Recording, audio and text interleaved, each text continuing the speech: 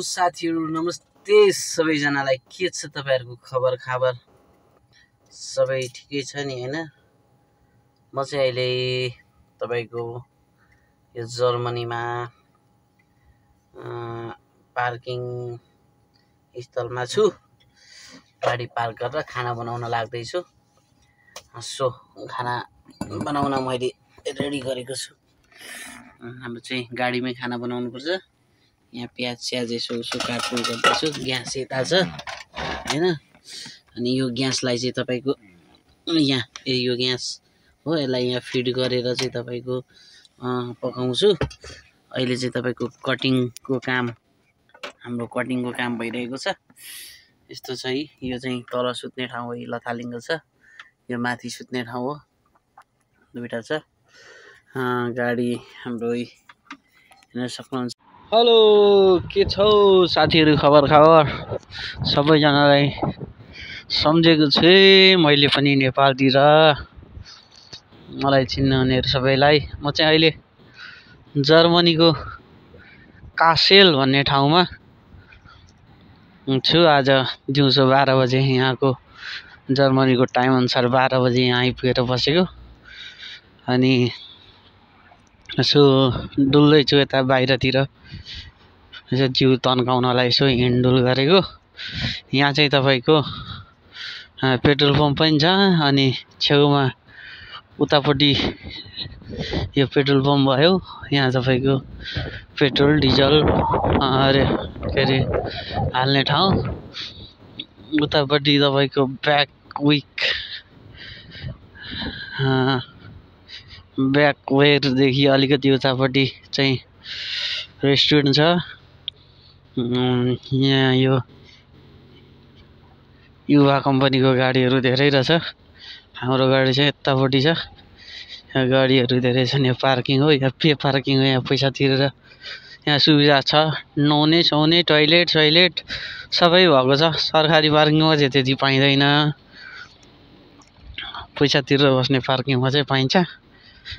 अहिले यहाँ रमाइलै छ भन्नुपर्छ। ठिकै छ, चिसो मौसम छ। अब आजको बास यतै हो, भोलि दिनभरि पनि बास यहीँ हुन्छ। पर्सि बिहान 8 बजेको अनलोड छ। यहाँबाट 1 किलोमिटर नजिकै त्यहाँ अनलोड गरेर फेरि अनि नयाँ लोडिङको लागि मेसेज कहाँको पठाउँछ सोमबार बिहान कम्पनीले। अनि त्यहाँ गएर लोडिङ गरेर जानुपर्छ अरूतिर। हेर्न सक्नुहुन्छ साथीभाइहरू, यस्तै छ घुमी-घुमाई चिसो मौसम आनन्दको छ। यस्तो छ जर्मनी। यहाँ खेतीहरू गरेको छ। खेती चाहिँ जर्मनीमा एकदम भयङ्कर खेती हुन्छ।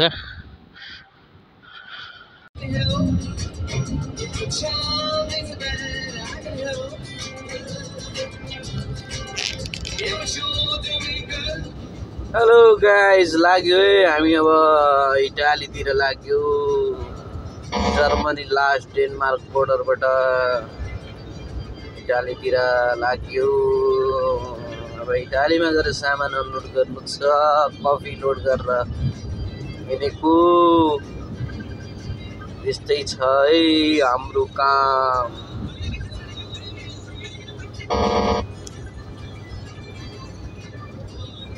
हामी त हेरेको हेरै लाउँदा पूर्वतिर लाग्दैछौँ हामी अहिले।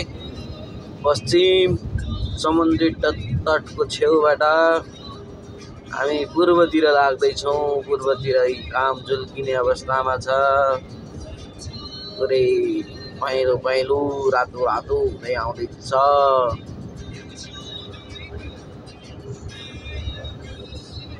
आज दिन राम्रो छ, पानी पनि परेको छैन।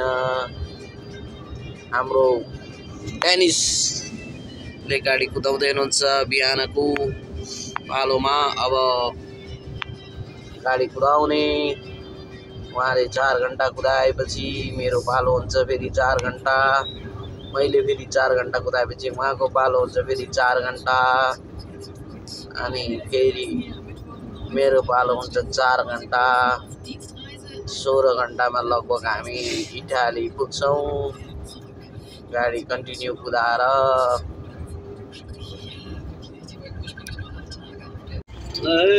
हिमाल यस्तो छ टनेल भित्र छिरियो Tunnel 60 here 60 को स्पिडमा टनेल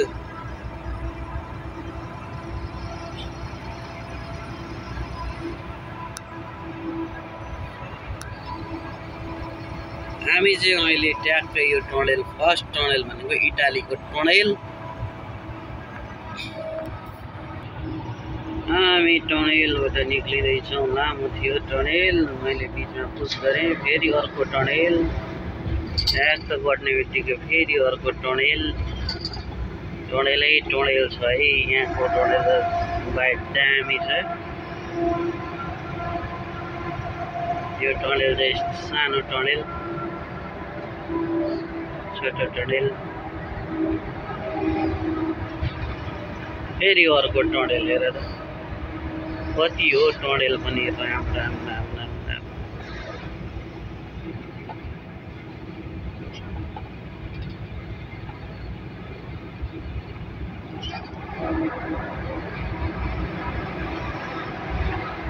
मोर टनेल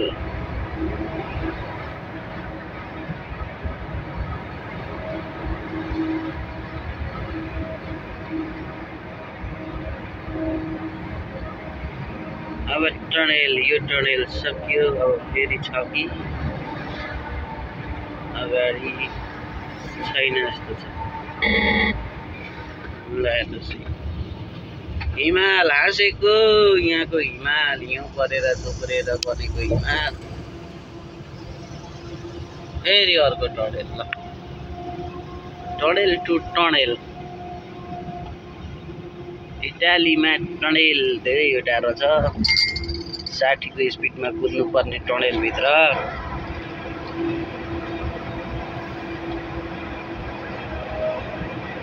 यो टनेल चाहिँ एकदम लामो टनेल रहेछ लगभग यो टनेल 3 किलोमिटरको टनेल रहेछ हामी अस्ट्रिया जाँदाखेरि अस्ट्रियामा सबैभन्दा लामो टनेल भनेको 9 किलोमिटरको भेटेको थियौँ अहिलेसम्म यो चाहिँ तपाईको 3 किलोमिटरको टनेल हामी आउट भयौँ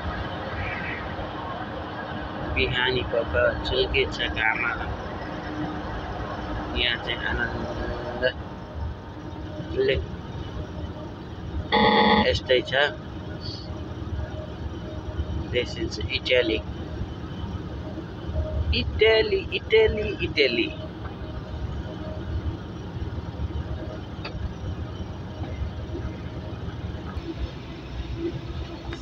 यस्तै छ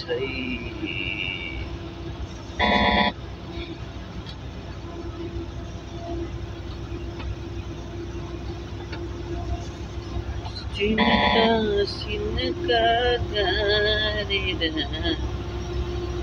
परेलीले गुडलायो हामी चाहिँ अहिले यस्तो यो हाम्रो मैले कुदाइरहेको गाडी चाहिँ ठ्याक्कै अगाडि जाँदै गरेको गाडी जतिकै लामो छ सेम हो फेरि अर्को टनेल आयो टनेल कति हो कति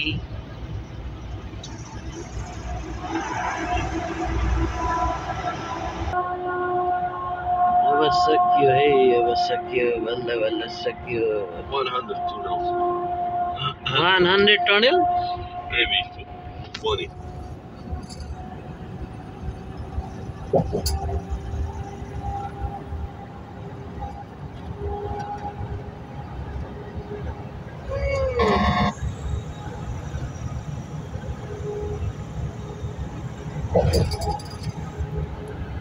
Italy, Italy, Italy, Italy, Italy.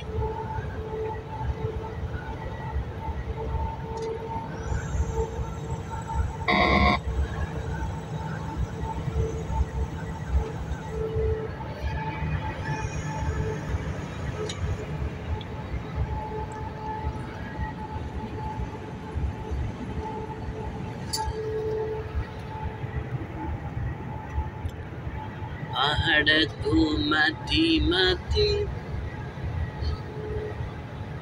घुम्दै हिँडेको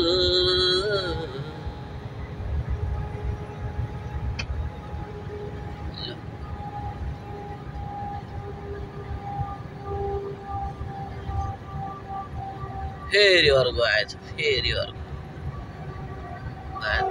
छिरै टनलभित्र फेरि हाइट हेर्नु कति सानो सानो घरहरूमा मान्छे बस्छन् यहाँ कति राम्रो छ हैन हाम्रो सुकुम्बासी बस्ती जस्तै छ यो त हाम्रोतिर नेपालमा बसे यस्तै हुन्छ नि त सुरुमा अनि पछि ठुल्ठुलो बिल्डिङ बन्छ त्यहाँ सुरुवात त्यस्तो हुन्छ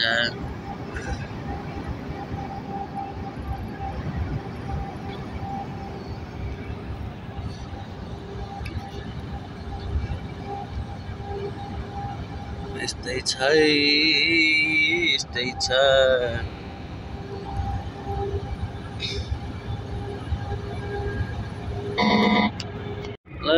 साथीहरु आयो टनेल आयो टनेल